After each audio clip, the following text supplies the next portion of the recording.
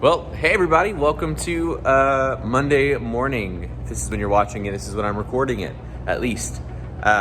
We're here again, opening. Mondays are usually my days to open, at least that's what it's been like for the past few months. So just gonna have some fun this morning, dialing in some good espresso.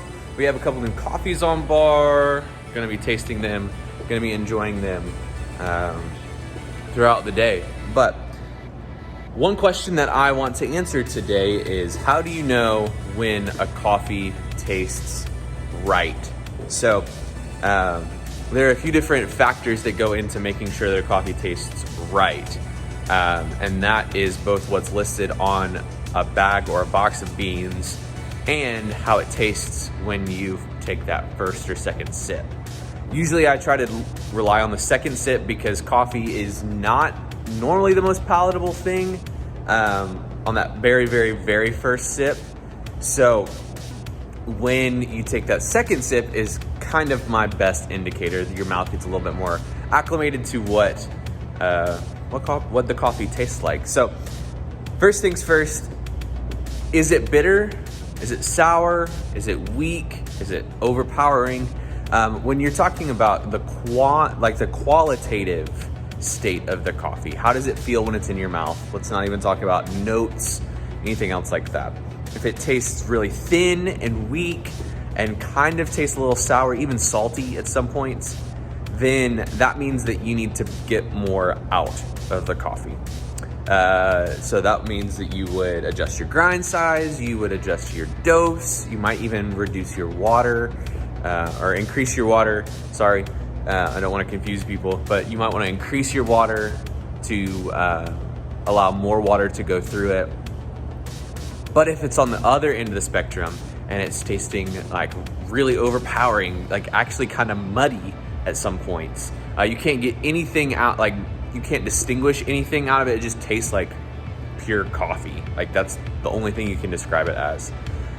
And you can kind of more feel it in your cheeks. It's bitter.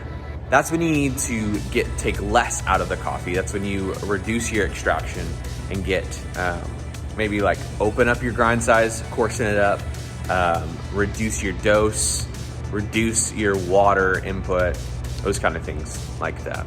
Once you've kind of figured out, all right, cool, this is in the range that I want it to be. This is actually tasting good.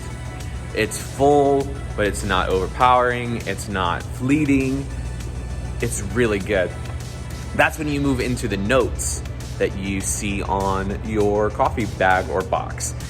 There are some coffees that I've had that have like a chocolate or a cherry, maybe even a lemon or like a basil note to it. And especially like when you get into Ethiopian coffees, the naturals have like very overpowering berry tastes. That's when you start to kind of pick out things of like, all right, cool. Well, this coffee says that it tastes like this. Does it actually taste like this? If it doesn't, then maybe, but it's like weak, then try to get a little bit more out of it.